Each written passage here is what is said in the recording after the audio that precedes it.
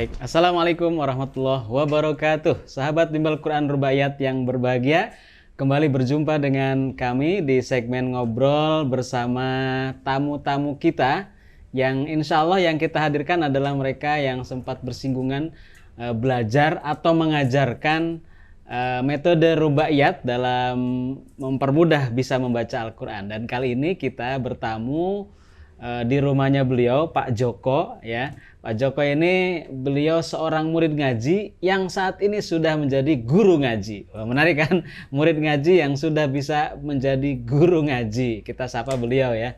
Assalamualaikum Pak Joko. Waalaikumsalam Pak Ustadz. Alhamdulillahirrahmanirrahim. Pak Joko sehat? Sehat alhamdulillah. Oke, terima kasih atas kesediaannya Pak Joko menerima kami di rumahnya Pak Joko. Ini kebetulan dokter HP ya Pak ya, servis HP ini. Saya, ya. Ya ini usahanya Pak Jo, ini kita tanya-tanya juga nih tentang usahanya beliau ini. Gimana nih Pak ceritanya usaha servis HP-nya nih? Saya dengar dulu Pak Joko ini mengawali usaha servis HP ini awal-awal dulu ya sebelum yang lain bergerak dalam dunia servis HP. Ya, alhamdulillah. Ya. Assalamualaikum warahmatullahi wabarakatuh. Pertama saya itu buka servis itu untuk tahun 99 ya, ada tahun 99 ya, ini nih ya. Tahun 99 dulu itu di Klaten itu belum banyak, baru ada sekitar 4-5 konter termasuk saya. Jadi saya dulu sewanya di kota ya. Setelah kota perjalanan waktu ya banyak konter juga. Nah, terus ada suatu lain hal kita harus pindah ke rumah. Oh gitu. Dari tahun 99 kita buka ini servis handphone. Terus pindah ke sini. Yang sini ke rumah sini itu sekitar 4 tahun yang lalu. 4 tahun yang lalu berarti di rumah. Tahun 2017 ya Pak ya? Sekitar itu. Tahun 2017 ya.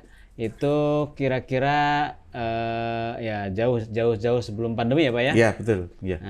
Gimana Pak? Suka dukanya kan kalau pindah itu pasti pada bingung tuh kan customernya tuh gimana tuh? Betul Pak Ustadz. Pertama itu terus terang saya juga sempat stres. Stres sakit. Oh gitu, gara-gara biasanya biasanya kan di konsumen tuh banyak yang di sana. Kalau di sini kan terus terang rumahnya kan masuk. Saya pernah sakit juga, terus periksa dokter. Pak Joko mikir apa? Waduh, mikir ini mau pindah toko ke rumah itu stres Pak dokter. Wah nggak usah dipikir. Terus waktu itu saya mikir positif begini, ya mungkin Allah punya rencana lain. Saya harus banyak ibadah.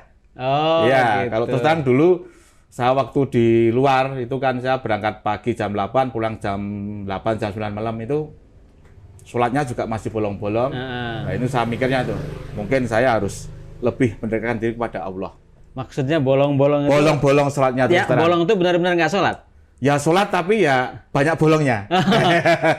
Terus terang saat itu ketika bolong itu berarti emang tidak sholat? Tidak sholat, betul. Tidak sholat. Bukan karena halangan seperti itu? Bukan, ya. Betul.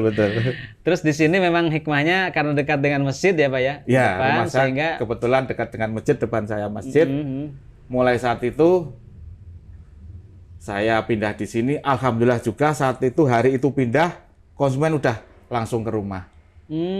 Jadi hari H pindah, konsumen sudah langsung ke rumah. Langsung ke rumah. Ya. Berarti apa sebenarnya tadi sempat sakitnya itu malah sebelum pindah ya?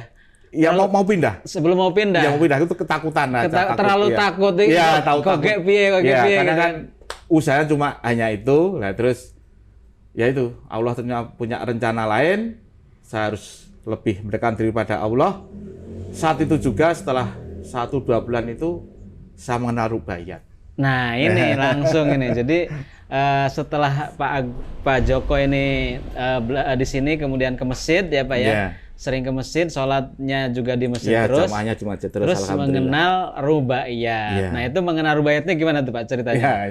Ceritanya itu juga ada teman kebetulan juga sudah di Rubaiyat, mungkin juga baru-baru itu teman itu mu'alaf. Namanya gitu. Mas Heri Bertus, temannya istri saya. Ya, Mas Heri Bertus.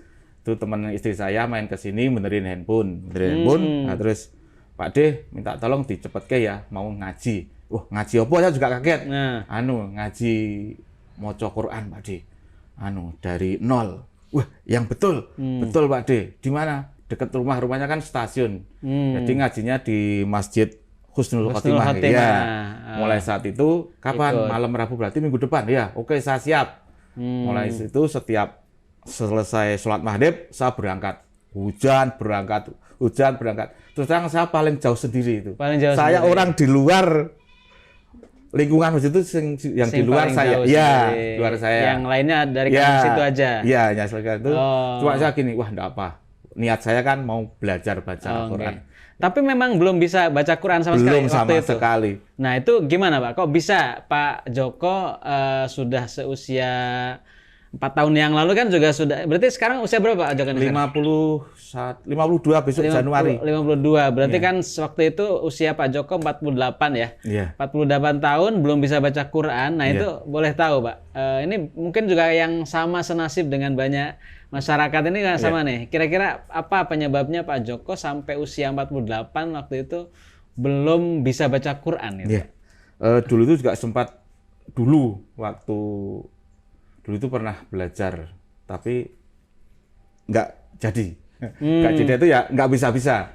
Terus mungkin ya Allah itu memberikan hidayah di umur saya yang 48 tahun. Ya itu terus alhamdulillah saya bersyukur sekali saya sudah bisa baca walaupun juga harus tetap belajar terus. Oh, jadi nggak mau belajar nggak jadi, mau belajar nggak jadi. Iya. Dari sejak kecil? Dari sejak kecil. Apa memang tidak ada gurunya, Pak, di kampungnya, di rumahnya itu Pak Joko itu? Tidak ada. Tidak ada guru tapi ngaji? Juga orang tua dulu pernah mengundang guru ngaji di rumah. Tapi karena juga saya dulu waktu masih kuliah, jadi ya juga terputus juga. Oh gitu, Iya. juga termasuknya terlambat juga ya, baru kuliah baru didatangkan guru ngaji ya. Iya. Ini kondisi masyarakat kita ini banyak keluarga yang memang kurang begitu betul-betul mengawal orang-orang anak-anaknya ini untuk bisa baca Quran sehingga anak-anaknya pun juga walaupun didatangkan guru ngaji begitu ya, karena mungkin tidak benar-benar diperintah dengan semaksimal mungkin gitu ya. Sehingga putra-putrinya juga kurang begitu semangat dalam belajar. Nah, ini akibatnya Pak Joko ini salah satu contohnya di usia 48 tahun baru bisa belajar membaca Al-Quran. Iya, alhamdulillah. Nah, alhamdulillah ini hidayah ya Pak, hidayah dari betul. Allah.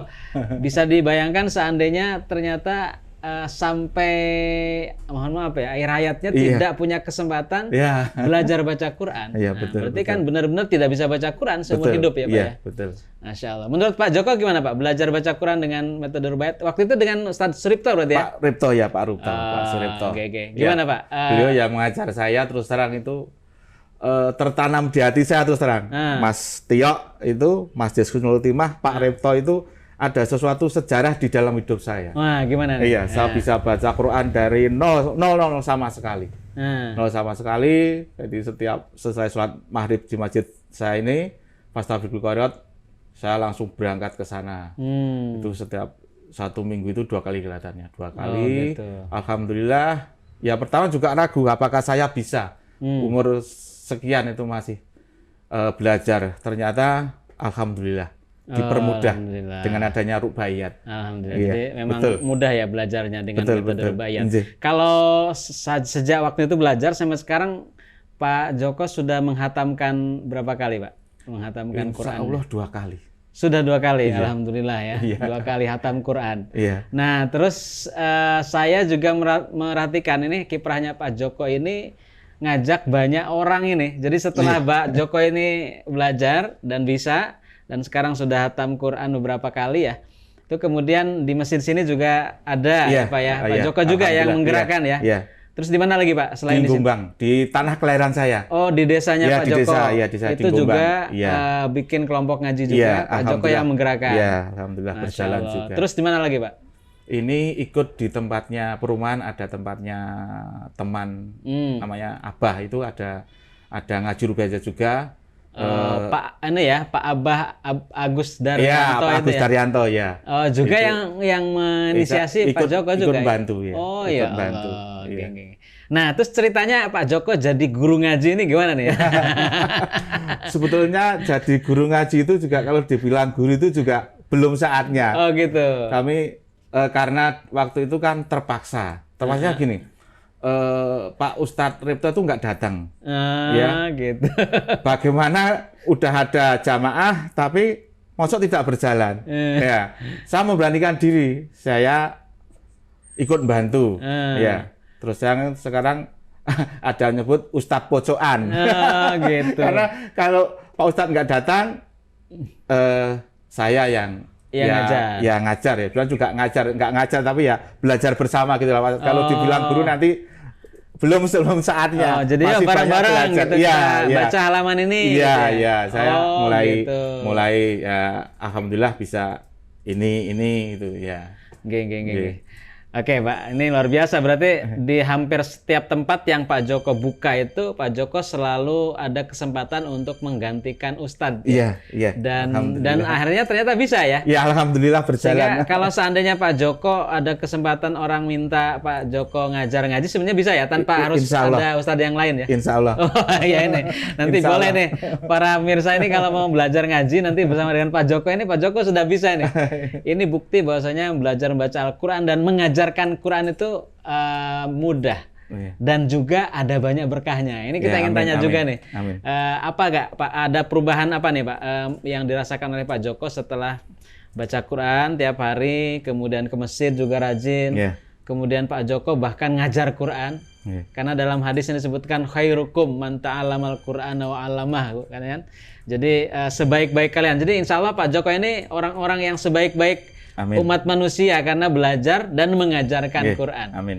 Boleh cerita nih Pak, kira-kira apa yang menarik bagi kita yang Pak Joko rasakan setelah bisa baca Quran dan mengajarkan Quran, Pak? Iya. Ya, alhamdulillah.